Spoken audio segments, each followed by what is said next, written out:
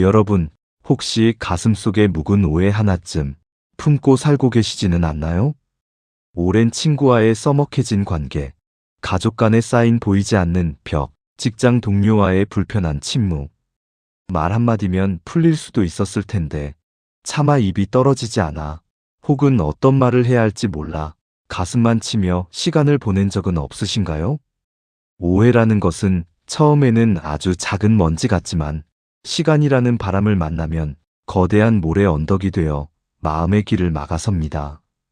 그렇게 우리는 서로에게 고립된 섬이 되어 갑니다. 하지만 관계의 매듭은 반드시 풀어야 할 때가 찾아옵니다. 더 늦기 전에, 후회가 더 깊어지기 전에 말입니다. 오늘은 조선 후기의 위대한 실학자 정약용 선생의 지혜를 빌려 묵은 오해를 풀고 닫힌 마음을 여는 4가지 말의 원칙을 살펴보려 합니다. 이 4가지 원칙만 기억한다면 꽁꽁 얼어붙었던 관계에도 따스한 봄볕이 들게 할 수 있을 겁니다. 첫째, 꾸밈없는 진심을 담아 말하는 법입니다. 둘째, 말할 때와 장소를 가리는 지혜입니다. 셋째, 모호한 감정이 아닌 구체적인 사실을 전하는 기술입니다.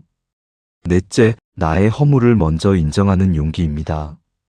이야기에 앞서 작은 마을에 살던 두 친구의 이야기를 잠시 들려드릴까 합니다. 어릴 적부터 형제처럼 자란 두 사람은 어느 날 사소한 돈 문제로 다투게 되었습니다. 서로에게 상처 주는 말을 쏟아냈고 그날 이후로 수십 년간 서로를 외면하며 살았습니다. 마을 사람들은 모두 안타까워했지만 두 사람의 자존심은 누구도 꺾을 수 없었습니다. 시간이 흘러 두 사람 모두 머리가 희끗해졌을 때 한 친구가 큰 병을 얻어 자리에 눕게 되었습니다. 그 소식을 들은 다른 친구는 며칠 밤낮을 고민하다 마침내 수십 년 만에 친구의 집문을 두드렸습니다. 무슨 말을 해야 할까? 어떤 변명을 해야 할까? 수만 가지 생각이 그의 머릿속을 스쳐 지나갔습니다. 하지만 막상 병상에 누운 친구의 앙상한 얼굴을 본 순간 준비했던 모든 말이 사라지고 단 한마디가 터져나왔습니다. 과연 그는 어떤 말로 수십 년의 벽을 허물었을까요? 그 답을 정약용 선생의 지혜 속에서 함께 찾아가 보겠습니다. 첫째, 꾸밈없는 진심을 담아 말하는 법입니다. 정약용 선생은 말했습니다. 말은 마음의 소리다. 결국 모든 말의 근본은 마음에 있다는 뜻입니다. 아무리 화려한 미사여구를 사용하고 논리적으로 상대를 설득하려 해도 그 안에 진심, 곧 정성스럽고 참된 마음인 성이 담겨 있지 않으면 결코 상대의 마음을 움직일 수 없습니다. 오래된 오해를 풀 때 우리가 가장 먼저 저지르는 실수는 바로 전략을 짜는 것입니다. 이렇게 말하면 상대가 미안해하겠지? 이런 단어를 써야 내가 더 유리해지겠지? 이런 계산적인 생각들이 앞서는 순간 우리의 말은 진심을 잃고 공허한 소음이 되어버립니다. 상대는 기가 막히게 그 계산적인 의도를 알아차립니다. 표정에서, 목소리 톤에서, 어색한 침묵 속에서 진심이 아닌 무언가가 숨어 있음을 본능적으로 느끼는 것입니다. 몇 년째 어머니와 냉전 중인 딸이 있다고 상상해 봅시다. 딸은 어머니가 자신을 이해하지 못하고 결혼이나 안정된 직장 같은 세속적인 잣대로만 자신을 평가한다고 생각합니다. 어머니는 그런 딸이 답답하고 험한 세상에서 자기 앞가림도 못할까봐 불안하기만 합니다. 어느 명절, 딸은 큰 마음을 먹고 어머니와 대화를 시도합니다. 하지만 그녀의 마음속에는 이번 기회에 엄마의 생각을 바꿔놓겠어라는 계산이 깔려 있습니다. 엄마, 요즘 시대가 어떤 시대인데 아직도 그런 소리를 하세요? 제 인생은 제가 알아서 해요. 이 말은 진심일까요? 표면적으로는 자신의 주장을 펼치는 것처럼 보이지만 그 안에는 상대를 가르치려는 교만과 자신을 방어하려는 공격성이 숨어 있습니다. 어머니는 딸의 말에서 나를 바꾸려 드는구나라는 의도를 느끼고 마음의 문을 더욱 굳게 닫아버릴 것입니다. 내가 너를 어떻게 키웠는데 이제 와서 부모 가르치려 드는 거냐? 이렇게 대화는 또다시 평행선을 달리고 오해의 골은 더욱 깊어집니다. 그렇다면 진심을 담아 말한다는 것은 무엇일까요? 그것은 나의 감정을 포장하거나 왜곡하지 않고 솔직하게 드러내는 용기에서 시작됩니다. 판단이나 비난을 내려놓고 오직 나의 마음 상태를 있는 그대로 전달하는 것입니다. 위의 사례에서 딸이 진심을 담아 말했다면 어땠을까요? 아마도 이렇게 말했을 겁니다. 엄마, 사실 나는 엄마가 내 걱정해주는 건 정말 고마운데 자꾸 결혼이나 직장 이야기만 하면 엄마가 내 존재 자체를 사랑하는 게 아니라 남들에게 보여주기 좋은 딸을 원하는 것 같아서 너무 슬퍼. 나는 그냥 엄마한테 잘하고 있다는 인정받고 싶었나 봐. 이 말에는 상대를 바꾸려는 의도가 없습니다. 상대를 공격하려는 칼날도 없습니다. 오직 슬프다, 인정받고 싶다는 자신의 연약한 속마음이 담겨 있을 뿐입니다. 이런 꾸밈없는 진심 앞에서는 아무리 완고한 사람이라도 마음이 흔들리기 마련입니다. 어머니는 딸의 공격이 아니라 딸의 상처를 보게 됩니다. 그 순간 방어적인 태도는 무너지고 자신이 했던 말들이 딸에게 어떤 상처를 주었을지 비로소 헤아리게 됩니다. 엄마는 그냥 네가 이 험한 세상에 혼자 남겨질까봐 그게 무서워서 그랬어. 네가 슬펐다니 엄마가 미안하다. 이렇게 진심은 진심을 불러일으키고 닫혔던 마음의 문을 여는 열쇠가 됩니다. 정약용 선생은 유배 시절 자식들에게 보낸 편지에서 학문의 중요성만큼이나 마음을 닦는 수신을 강조했습니다. 진심을 말하는 것은 단순히 화술의 문제가 아니라 바로 이 수신의 문제입니다. 내 마음속의 불안과 욕심, 자존심과 이기심을 먼저 들여다보고 그것들을 걷어낸 자리에 남은 순수한 마음을 전달하는 과정이기 때문입니다. 여러분, 오랜 오해로 멀어진 그 사람에게 어떤 말을 할까 고민하고 있다면 가장 먼저 스스로에게 물어보십시오. 나는 지금 상대를 바꾸고 싶은가? 아니면 내 마음을 전하고 싶은가? 만약 상대를 바꾸고 싶다는 욕심이 조금이라도 있다면 그 대화는 성공하기 어렵습니다. 하지만 그저 내 아팠던 마음, 서운했던 마음, 그리고 그 관계를 회복하고 싶은 간절한 마음을 꾸밈없이 전달하고자 한다면 여러분의 말은 그 어떤 논리적인 설득보다 강력한 힘을 발휘할 것입니다. 가장 정직한 말이 가장 강력한 말입니다. 이것이 정약용 선생이 우리에게 전하는 첫 번째 지혜입니다. 계산하지 마십시오. 전략을 세우지 마십시오. 그저 마음의 소리를 따라 있는 그대로의 진심을 전하십시오. 둘째, 말할 때와 장소를 가리는 지혜입니다. 아무리 좋은 약이라도 제때에 먹지 않으면 효과가 없는 법입니다. 마찬가지로 아무리 진심이 담긴 말이라도 적절하지 않은 때와 장소에서 꺼내면 오히려 관계를 더 악화시키는 독이 될 수 있습니다. 정약용 선생은 목민심서에서 관리의 덕목을 논하며 상황을 정확히 파악하고 시의적절하게 행동하는 것의 중요성을 누누이 강조했습니다. 이 지혜는 인간관계에서도 똑같이 적용됩니다. 우리는 종종 할 말은 해야 한다는 생각에 사로잡혀 상대의 상황이나 감정은 고려하지 않은 채 마음속에 있는 말을 폭포수처럼 쏟아내곤 합니다. 하지만 이는 지혜로운 소통이 아니라 감정의 배설에 가깝습니다. 진정한 소통은 내가 하고 싶은 말을 하는 것이 아니라 상대가 내 말을 들을 준비가 되었을 때 비로소 시작되는 것이기 때문입니다. 한 부부의 사례를 들어보겠습니다. 남편은 아내가 자신을 존중하지 않고 사소한 일에도 잔소리가 심하다고 느끼며 불만이 쌓여왔습니다. 아내는 남편이 집안일에 무관심하고 자신의 노력을 당연하게 여긴다고 생각하며 서운함이 쌓였습니다. 어느 날 저녁 남편은 하루 종일 직장에서 시달리다 녹초가 되어 집으로 돌아왔습니다. 현관문을 열자마자 아내가 다급하게 말합니다. 여보, 오늘 아이가 학교에서 무슨 일이 있었는지 알아요? 그리고 싱크대 물 새는 건 언제 고쳐줄 거예요? 내가 당신한테 몇 번을 말했어요? 남편의 머릿속에서는 띵하는 소리와 함께 참아왔던 불만이 폭발합니다. 당신은 내가 집에 들어오자마자 숨 돌릴 틈도 안 주나? 내가 밖에서 얼마나 힘들게 일하고 오는지 알기나 해?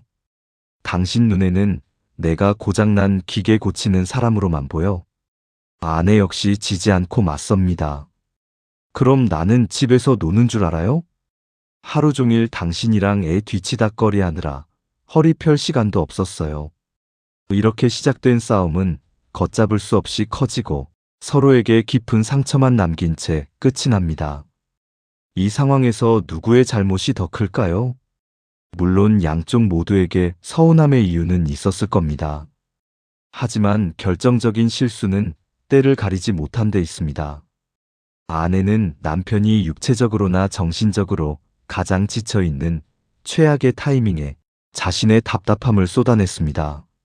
남편은 아내의 말을 문제 해결 요구가 아닌 자신에 대한 비난으로 받아들일 수밖에 없는 상태였습니다. 만약 아내가 조금만 더 지혜로웠다면 어땠을까요? 남편이 집에 돌아왔을 때 따뜻한 물 한 잔을 건네며 이렇게 말하는 겁니다. 오늘도 고생 많았어요. 많이 피곤해 보이는데 우선 좀 쉬어요. 그리고 남편이 저녁을 먹고 충분히 휴식을 취한 뒤 마음이 평온해졌을 때 조용히 다가가 이렇게 말을 건네는 겁니다. 여보, 혹시 지금 잠깐 이야기 나눌 시간 괜찮을까요? 당신을 비난하려는 게 아니라 의논하고 싶은 게 있어서 그래요. 이렇게 상대방의 허락을 구하고 대화를 시작하면 상대는 방어적인 태도를 내려놓고 대화에 집중할 준비를 하게 됩니다. 마음의 밭이 부드럽게 갈린 상태에서라야 진심의 씨앗이 뿌리를 내릴 수 있는 법입니다.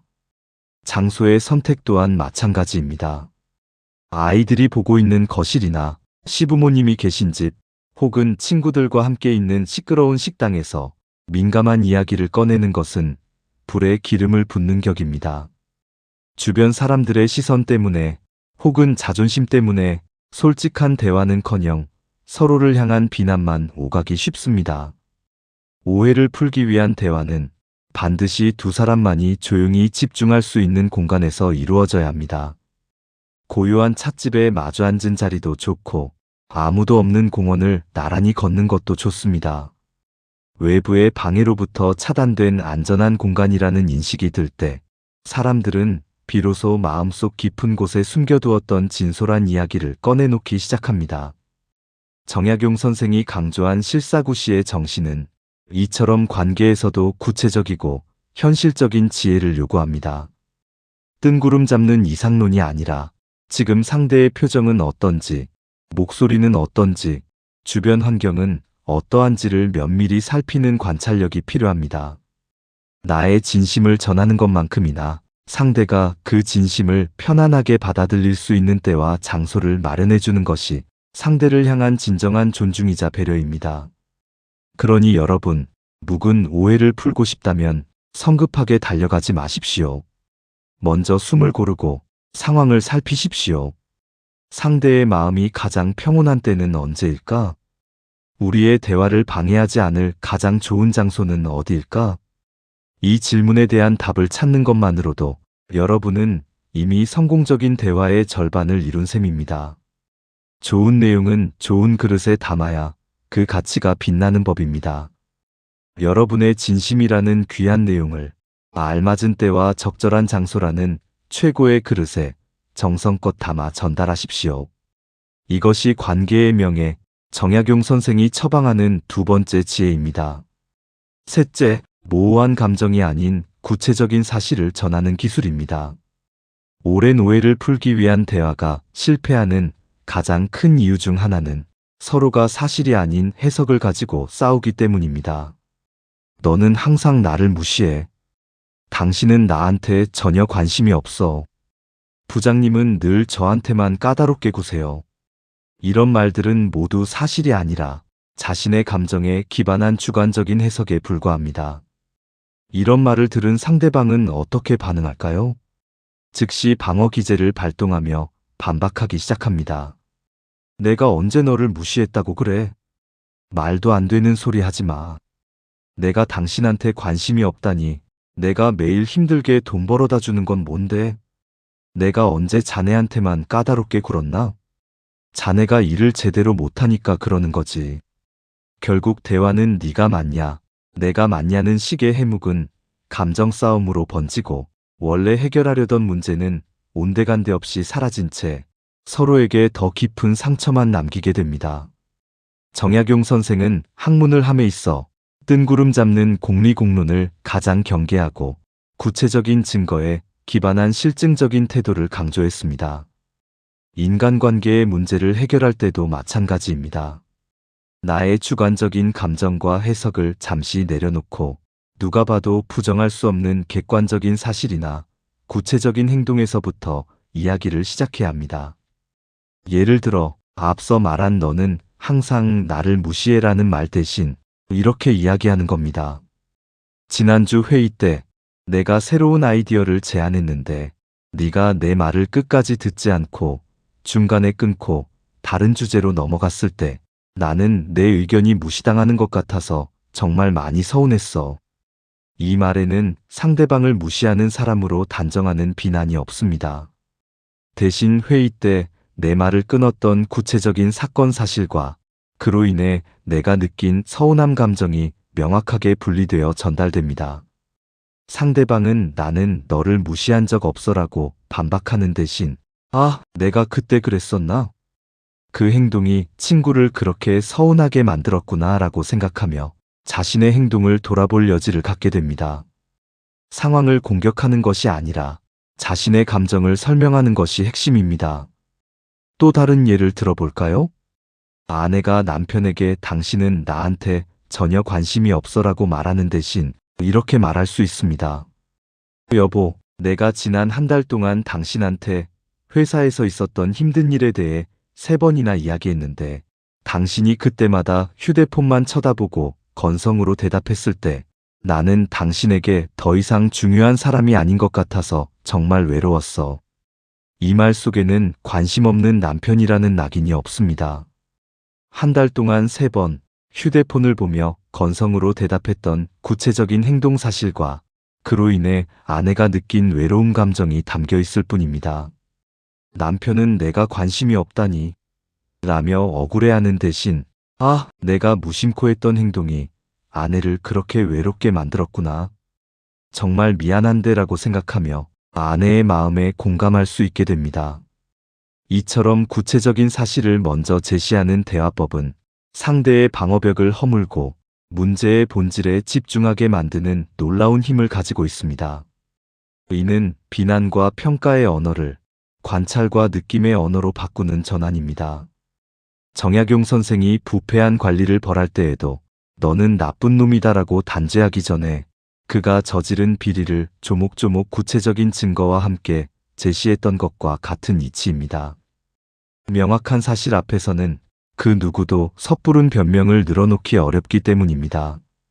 여러분, 지금 누군가와의 관계에서 해묵은 오해를 풀고 싶다면 잠시 펜과 종이를 꺼내 보십시오. 그리고 그 사람은 나쁘다 혹은 그는 나를 싫어한다와 같은 막연한 감정의 언어는 모두 지워버리십시오. 대신 나를 힘들게 했던 상대방의 구체적인 말이나 행동을 시간 순서대로 최대한 객관적으로 적어보는 겁니다. 언제, 어디서, 누가, 무엇을, 어떻게 했는가. 이렇게 사실관계를 명확히 정리하고 나면 감정의 안개에 가려져 보이지 않던 문제의 실체가 뚜렷하게 드러날 것입니다. 그리고 대화를 시작할 때 바로 그 사실에서부터 이야기를 꺼내십시오. 네가 나에게 했던 바로 그 말 때문에, 당신이 나에게 보였던 바로 그 행동 때문에 나는 이렇게 느꼈다. 이처럼 사실에 기반한 대화는 소모적인 감정 싸움을 멈추고 건설적인 해결책을 찾는 가장 빠르고 정확한 길입니다. 뜬구름 잡는 비난을 멈추고 땅에 발을 딛고 사실을 말하십시오. 이것이 정약용의 실학 정신이 가르쳐주는 3번째 소통의 지혜입니다. 넷째, 나의 허물을 먼저 인정하는 용기입니다. 묵은 오해를 풀기 위한 대화의 자리에서 우리는 종종 무의식적으로 피해자의 위치에 서려고 합니다.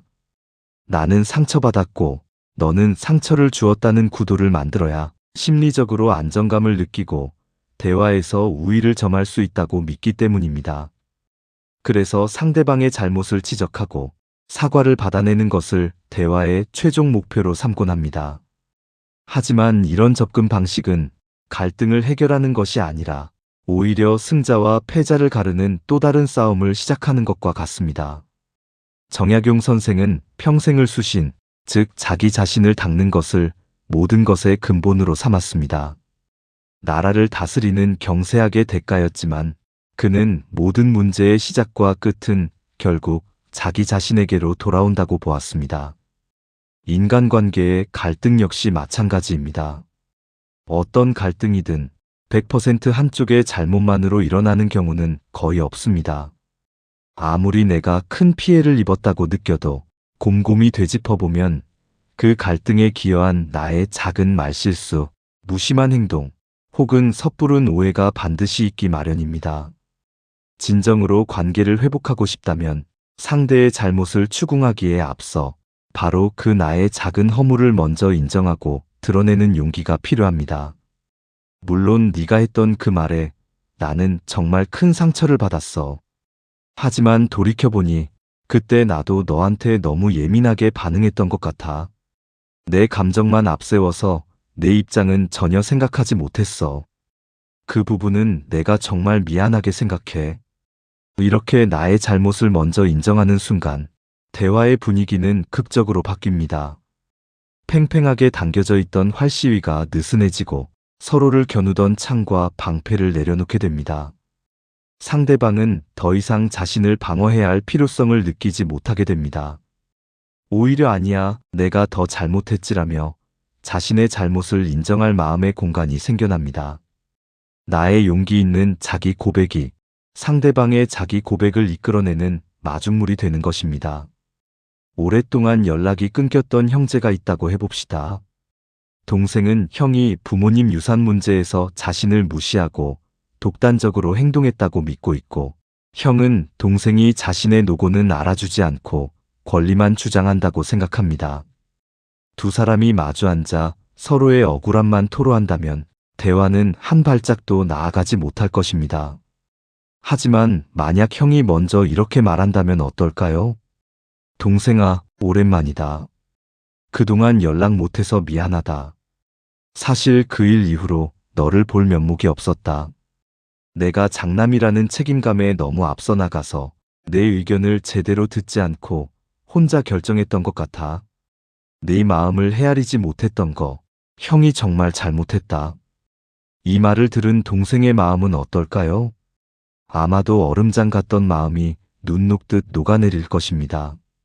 그동안 쌓였던 서운함과 분노가 형에 대한 안쓰러움과 미안함으로 바뀔지도 모릅니다. 아니야, 형. 나도 그때 너무 내 것만 챙기려고 했어. 형이 집안을 위해 얼마나 애썼는지 생각 못하고 어린애처럼 투정만 부렸던 것 같아. 나야말로 미안해.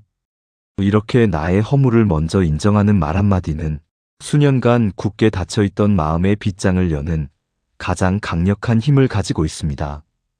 그것은 패배의 언어가 아니라 관계를 회복하기 위한 가장 성숙하고 지혜로운 승리의 언어입니다. 정약용 선생은 제자들에게 늘 과증물탄계, 즉 허물이 있다면 고치기를 꺼리지 말라고 가르쳤습니다. 이 가르침은 비단 학문이나 인격 수양에만 해당되는 것이 아닙니다. 우리의 관계 속에서도 나의 허물을 발견했다면 그것을 인정하고 사과하기를 주저해서는 안 됩니다. 사과는 지는 것이 아니라 관계를 이기는 것입니다. 자존심을 지키는 것보다 소중한 관계를 지키는 것이 더 큰 용기입니다. 여러분, 오래된 매듭을 풀고 싶은 그 사람을 떠올려 보십시오. 그리고 그 관계 속에서 내가 했던 작은 실수, 나의 부족했던 점을 단 하나라도 찾아보십시오. 아무리 사소한 것이라도 좋습니다. 대화를 시작할 때 바로 그 이야기부터 꺼내십시오. 내가 미안하다는 그 한마디가 상대방의 마음속에서 나도 미안하다는 말을 이끌어낼 것입니다. 나를 낮추는 것이 관계를 높이는 길입니다. 이것이 정약용 선생의 수신 철학이 우리에게 가르쳐주는 가장 깊고 울림 있는 마지막 지혜입니다. 이제 모든 이야기를 정리해 볼 시간입니다. 우리는 오늘 정약용 선생의 지혜를 빌려 묵은 오해를 풀고 닫힌 마음을 여는 4가지 말의 원칙에 대해 이야기 나누었습니다. 첫째, 꾸밈없는 진심을 담아 말하는 법이었습니다. 계산과 전략을 내려놓고 마음의 소리를 정직하게 전달할 때 말은 비로소 사람의 마음을 움직이는 힘을 얻습니다. 둘째, 말할 때와 장소를 가리는 지혜였습니다. 아무리 옳은 말이라도 상대가 받아들일 준비가 되어 있지 않은 때와 장소에서는 오히려 독이 될 수 있음을 기억해야 합니다. 셋째, 모호한 감정이 아닌 구체적인 사실을 전하는 기술이었습니다. 너는 항상 그래라는 비난 대신 네가 그때 그렇게 행동했을 때 나는 이렇게 느꼈다는 식으로 사실과 감정을 분리하여 말해야 건설적인 대화가 가능해집니다. 넷째, 나의 허물을 먼저 인정하는 용기였습니다. 상대의 잘못을 추궁하기 전에 나의 부족함을 먼저 고백할 때 상대 역시 방어벽을 허물고 마음을 열게 됩니다. 서두에 들려드렸던 두 친구의 이야기 기억하시나요? 수십 년 만에 병든 친구를 찾아간 그는 병상에 누운 친구의 앙상한 얼굴을 보고 준비했던 모든 말을 잊은 채 이렇게 말했다고 합니다. 내가 잘못했다. 다 내 욕심 때문이었다. 미안하다, 친구야. 그 한마디에 병든 친구의 눈에서 수십 년 묵은 눈물이 터져나왔고 두 친구는 남은 시간 동안 예전처럼 서로를 아끼며 마지막을 함께할 수 있었다고 합니다. 여러분, 지금 여러분의 마음속에 떠오르는 그 사람, 그 묵은 오해는 무엇인가요? 그리고 그 매듭을 풀기 위해 여러분은 어떤 첫마디를 건네시겠습니까? 부디 오늘 나눈 정약용 선생의 지혜가 여러분의 용기 있는 첫걸음에 작은 등불이 되어주기를 바랍니다. 오늘 이야기가 여러분의 마음에 작은 울림을 주었다면 구독과 좋아요로 함께 해주세요.